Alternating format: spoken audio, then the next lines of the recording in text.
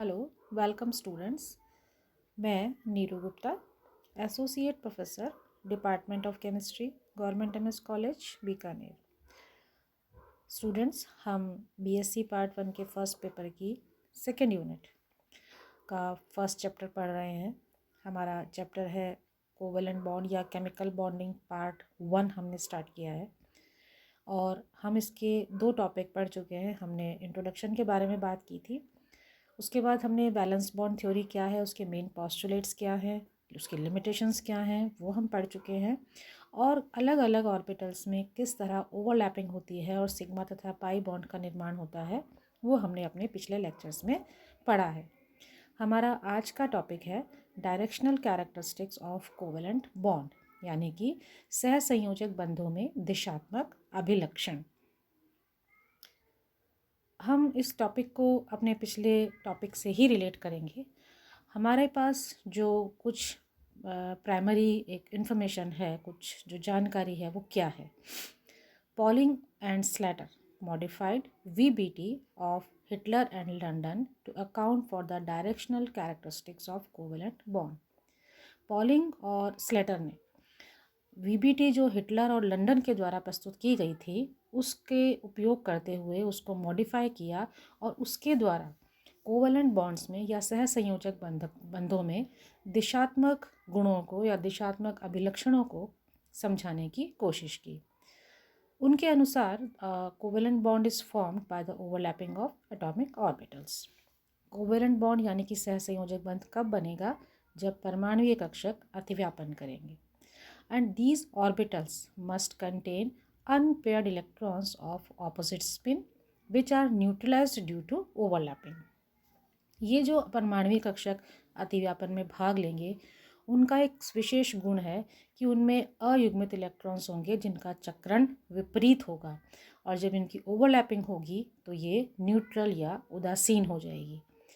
The bonded pair of electron is localized between the combining atom. जो दो परमाणु आपस में संयुक्त हो रहे हैं, उनके इलेक्ट्रॉन्स की जो युग्मित पेयर है, जो युग्म है, वो दोनों के बीच स्थित रहता है। And the bond strength of bond depends upon the magnitude of the overlapping of atomic orbital. और उस बंध की बंध सामर्थ्य एटॉमिक ऑर्बिटल या परमाणुीय कक्षक जो अतिव्यापन में भाग ले रहे हैं, उनके अतिव्यापन के परिमाण पर भी निर्भर करती है। The greater the overlap the stronger will be the bond. अर्थात अतिव्यापन जितना ज़्यादा होगा, बनने वाला बंध उतना ही मजबूत होगा या स्ट्रॉन्ग होगा। And in this state the nuclear repulsion is minimum and the attractive force is maximum. और इस स्थिति में हम ये कह सकते हैं कि जो नाभिकीय प्रतिकर्षण है वो तो न्यूनतम हो जाएगा और जो आकर्षण बल है उनका मान अधिकतम होगा। The valence orbital of the elements undergo proper hybridization before bond formation.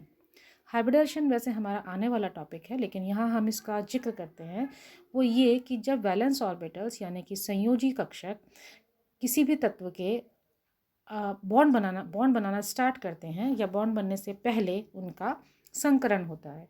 So the structure of the molecule is govern by the type of hybridization. हम ये कह सकते हैं कि किस प्रकार का मॉलिक्यूल या अणु बनेगा या उसकी कैसी संरचना होगी, इस बात का निर्धारण कौन करता है? उसमें किस तरह का हाइब्रिडाइजेशन या किस प्रकार का संकरण होगा। As s orbital is spherically symmetrical, it has no preferential direction. हम जानते हैं कि एस कक्षक गोलाकार होते हैं, सममित गोलाकार होते हैं, इसलिए उनका कोई निश्चित दिशा या कोई डायरेक्शन नहीं होती।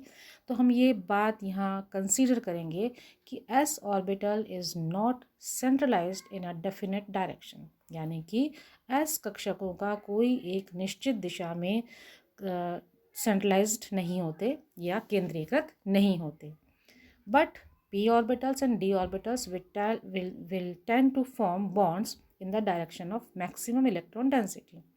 लेकिन s के विपरीत यदि हम p और d ऑर्बिटल्स को देखें तो हम ये देखते हैं कि ये जब बॉन्ड बनाते हैं तो इनका ओरिएंटेशन या इनकी दिशा उस तरफ होती है जहाँ इलेक्ट्रॉन का घनत्व अधिकतम होता है।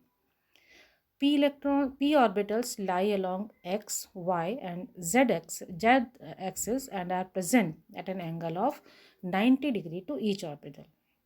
हमने शेप्स ऑफ ऑर्बिटल पढ़ा था, तब ये देखा था कि पी ऑर्बिटल 3 प्रकार के होते हैं, पी एक्स, पी वाई और पी जेड। और ये जो तीनों ऑर्बिटल्स हैं वो एक्स, वाई और जेड अक्षों पर एक दूसरे से परस्पर 90 डिग्री के कोण पर स्थित होते हैं। The D F and orbitals also have directional characteristics. इसी तरह से जो डी और एफ ऑर्बिटल है उनके भी प्रॉपर दिशात्मक अभिलक्षण या गुण होते हैं। Hence due to this property p, d and f orbitals are able to form directional bond. अर्थात हम ये कह सकते हैं कि एस तो नहीं लेकिन पी, डी और एफ ऑर्बिटल एक निश्चित दिशा में कोवलेंट बॉन्ड या डायरेक्शनल दिशात्मक बंध बनाते हैं। अब हम 2 एग्जाम्पल लेंगे और उससे इस बात को थोड़ा सा समझने की कोशिश करेंगे। सबसे पहला एग्जाम्पल है formation of ammonia molecule. Ammonia के अणु का निर्माण किस तरह से होता है? अमोनिया NH3 है जिसमें सेंट्रल एटम है N यानी कि नाइट्रोजन, और नाइट्रोजन का जो इलेक्ट्रॉनीय विन्यास है वो होता है 1s2, 2s2, 2px1, 2py1 and 2pz1।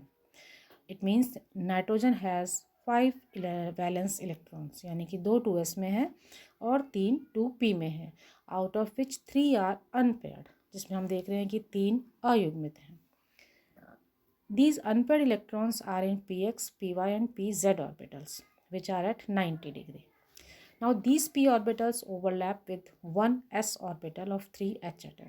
ये जो 3 अयुग्मित इलेक्ट्रॉन जिनमें उपस्थित है p ऑर्बिटल्स वो 3 हाइड्रोजन के 1s ऑर्बिटल्स के साथ ओवरलैपिंग करेंगे एंड फॉर्म 3 सिग्मा बॉन्ड्स, और हमें 3 सिग्मा बंध प्राप्त होंगे। Now these 3 bonds are laying along x, y and z axis, so the angle between orbitals must be 90. अब चूंकि ये जो तीनों कक्षक हैं वो 90 डिग्री के कोण पर एक दूसरे के साथ बॉन्ड बना रहे हैं, तो इनका जो बंध कोण है वो 90 डिग्री होना चाहिए, but HNH angle is 107.30 degree. लेकिन एक्चुअली अमोनिया में जो हाइड्रोजन नाइट्रोजन बॉन्ड होता है वो 107.30 डिग्री का होता है, and the difference in angle occurs due to the mutual repulsion between hydrogen atoms and due to the hybridization which makes bond angle greater. और इसकी क्या वजह है मुख्य कि ये जो बंध कोण में जो अंतर आया है ये हाइड्रोजन एटम्स के परस्पर प्रतिकर्षण के कारण होता है, और दूसरा इसका मुख्य कारण है कि इसमें जो हाइब्रिडाइजेशन या संकरण होता है वो भी इस बंध कोण को परिवर्तित कर देता है या 90 डिग्री से बढ़ाकर 107 करता है। ये इस चित्र के द्वारा आपको और अच्छे से समझ में आएगा। नाइट्रोजन का स्ट्रक्चर है हमारे पास 2s2, 2p3 और एक 1s ऑर्बिटल हाइड्रोजन का है, 3 हाइड्रोजन इसके साथ संयुक्त होंगे, और हाइब्रिडाइजेशन भी हमने इसमें यहाँ शो किया है वो है sp3। और इस तरह से अमोनिया का मॉलिक्यूल जो कि 90 डिग्री के कोण पे होना चाहिए, या अगर हम संकरण की भाषा में बात करें तो 109 डिग्री होना चाहिए, क्योंकि ये चतुष्फल की आकृति होती है जब sp3 संकरण होता है। लेकिन यहाँ ये बंध कोण ना तो 90 डिग्री का है और ना ही 109 डिग्री का है। एक्चुअली ये बॉन्ड एंगल 107.30 का होता है। तो ये डायरेक्शनल प्रॉपर्टीज़ के आधार पर हम अमोनिया के मॉलिक्यूल की संरचना या अमोनिया के अणु का निर्माण समझा सकते हैं। इसी प्रकार हम दूसरा एग्जाम्पल लेंगे फॉर्मेशन ऑफ वाटर मॉलिक्यूल, यानी कि जल का अणु जब बनता है तो किस तरह से उसकी स्ट्रक्चर डायरेक्शनल प्रॉपर्टीज़ के कारण बदल जाती है। The central atom present in water is oxygen. ये आप जानते हैं कि ऑक्सीजन इसमें सेंट्रल एटम है या केंद्रीय परमाणु है, और उसका इलेक्ट्रॉनीय विन्यास होता है 1s2, 2s2, 2px2, 2py1 and 2pz1। यहाँ आप देख रहे हैं कि ऑक्सीजन के पास 2 अनपेयर्ड इलेक्ट्रॉन्स हैं, और ये 2 ऑर्बिटल 2 हाइड्रोजन के 1s ऑर्बिटल्स के साथ ओवरलैप करके 2 सिग्मा बॉन्ड बनाते हैं। लेकिन यहाँ बॉन्ड एंगल हमारे पास HOH जो बॉन्ड एंगल है वो 104.5 डिग्री का है। आप इस 3 डायमेंशनल डायग्राम में देखेंगे जो रेड आउटलाइन है वो एक टेट्राहेड्रन की एक चतुष्फलक की है, लेकिन जो ब्लैक लाइंस हैं वो शो करती हैं इलेक्ट्रॉन के पेयर्स को। तो ये जो स्ट्रक्चर है, ये जो बॉन्ड एंगल है, इसकी क्या वजह है? In water molecule the 2 OH bonds are form due to sp overlap. sp overlapping होती है, p ऑर्बिटल ऑक्सीजन के हैं और s ऑर्बिटल्स हाइड्रोजन के हैं। The 2py orbital of oxygen atom overlap with 1s orbital of 1h atom and the 2pz overlaps with another s orbital of h atom. यानी कि oxygen का जो 2p orbital है वो एक हाइड्रोजन के 1s ऑर्बिटल के साथ, और जो 2pz ऑर्बिटल है वो दूसरे हाइड्रोजन के 1s ऑर्बिटल के साथ ओवरलैप करता है या अतिव्यापन करता है। The angle should be 90 degree but actually it is 104.5।